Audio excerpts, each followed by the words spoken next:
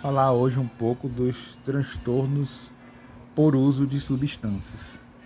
Os transtornos por uso de substâncias envolvem um padrão patológico de comportamentos em que os pacientes continuam a utilizar o entorpecente apesar de experimentarem problemas significativos relacionados ao uso.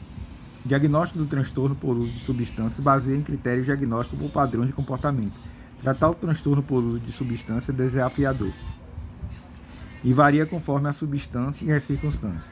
Os termos comuns, vício, abuso, dependência, muitas vezes são utilizados em relação ao uso de substâncias, mas esses termos são definidos de maneira muito vaga e variável.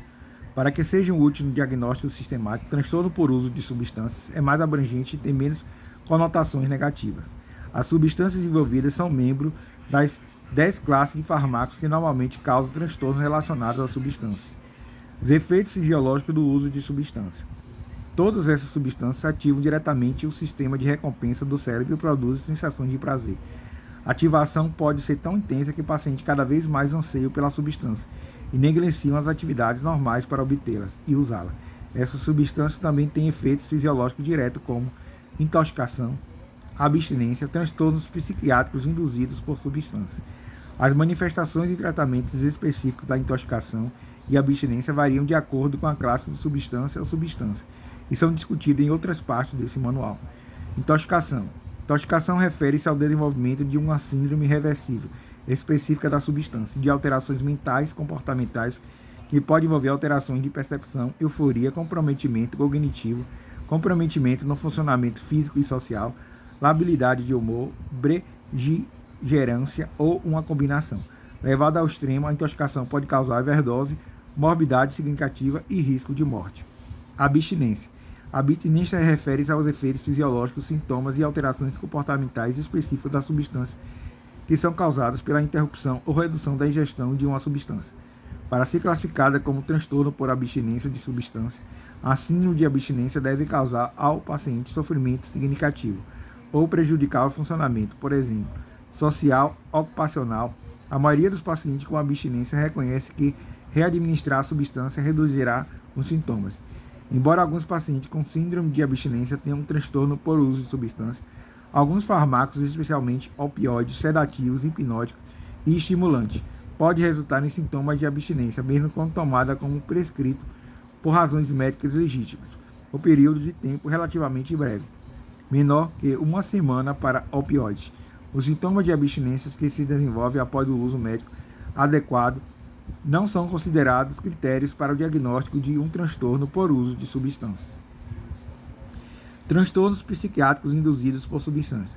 Transtornos psiquiátricos induzidos por substâncias são alterações psiquiátricas produzidas pelo uso ou abstinência de substâncias que lembram transtornos psiquiátricos independentes. Por exemplo, depressão, psicose, ansiedade ou transtornos neurocognitivos. Para que um transtorno psiquiátrico seja considerado induzido por substância, deve-se saber se a substância envolvida pode causar o transtorno. As substâncias podem ser membros das 10 classes de fármacos que normalmente causam transtornos relacionados à substância, ou muitas outras. Exemplo, anticolinérgicos, corticoides podem causar síndromes psicóticas temporárias. Além disso, o transtorno psiquiátrico deve aparecer um mês após a intoxicação ou abstinência da substância, causar sofrimento significativo ou funcionamento prejudicado. Não se manifestar antes do uso da substância. Não ocorrer exclusivamente durante delírio agudo causado pela substância. Não persistir por um período substancial de tempo. Certos transtornos neurocognitivos causados por álcool, inalantes ou sedativos hipnóticos e transtornos de percepção causados por alucinógenos podem ter longa duração. Abordagem clínica aos transtornos por uso de substância. O uso de drogas ilícitas, embora problemático porque é ilegal, nem sempre envolve um transtorno por uso de substância.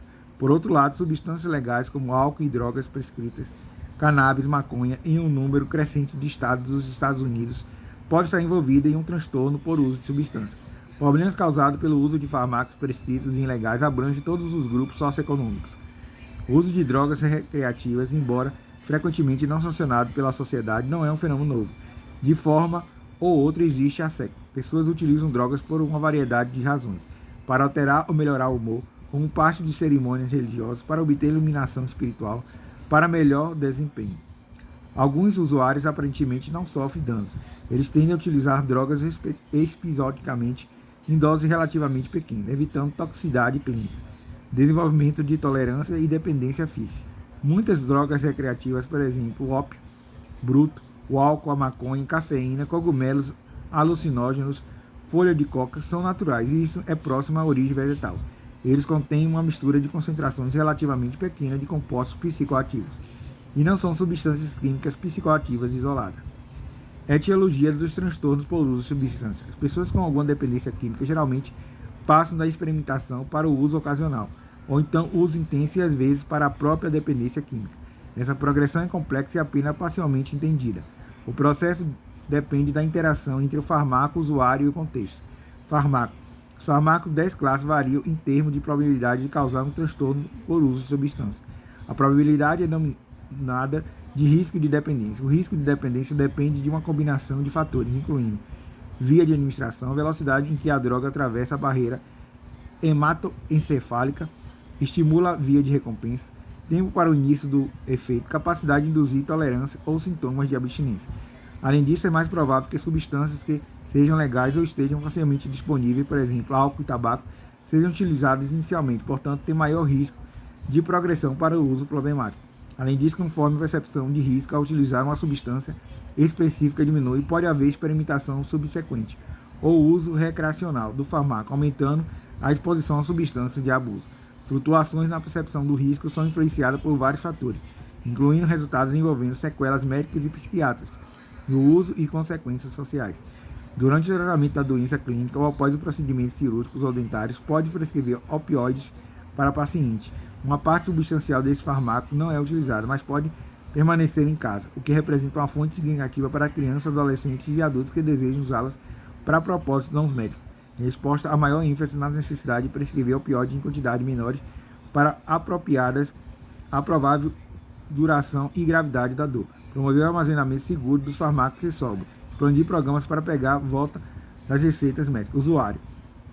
Fatores predisponentes em usuários que incluem características psicológicas e circunstâncias e transtorno. Características psicológicas não são claramente um fator, embora pessoas com baixo nível de autocontrole, impulsividade ou alto nível de risco, aqueles que buscam novidades possam ter maior risco de desenvolver o transtorno por uso de substâncias.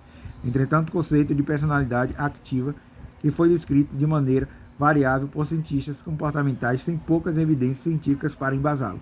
Além das circunstâncias e transtornos coexistentes, parece aumentar o risco. Por exemplo, pessoas tristes em sofrimento emocional, socialmente alienadas, podem achar que esses sentimentos são temporariamente aliviados por um fármaco. Isso pode levar a maior uso e, às vezes, um transtorno por uso de substância. Pacientes com outros transtornos psiquiátricos não são relacionados têm maior risco de desenvolver um transtorno por uso de substância. Pacientes com dor crônica, dor nas costas, dor decorrente de doença falciforme, dor neuropática, fibromialgia, muitas vezes fazem uso de opioides para alívio da dor. Subsequentemente, muitos desenvolvem um transtorno por uso abusivo de substâncias. Entretanto, para muitos desses pacientes, fármacos não opioides e outros tratamentos podem aliviar adequadamente a dor e o sofrimento. A dependência é provavelmente um transtorno poligênico. Existem vários fatores genéticos e epigenéticos que impactam na progressão da dependência. As pesquisas sobre as normalidades genéticas específicas variam de acordo com as substâncias em questão. O ambiente também, fatores culturais e sociais são muito importantes para iniciar ou manter ou recidivar o uso de substâncias. Observar membros da família, exemplo, pai, irmão mais velho, colegas utilizando substâncias, aumenta o risco de pessoas que começam a utilizar substâncias. Colegas são influência que é particularmente poderosa entre adolescentes. Ver o uso abusivo de drogas e substâncias em adolescentes. O diagnóstico é feito pelo médico psiquiatra, né? Ou então médico clínico, mas de preferência o psiquiatra. Então falei um pouco do uso abusivo de substâncias, né? Psicanálise e o uso abusivo de substâncias, ou os transtornos por substâncias, né?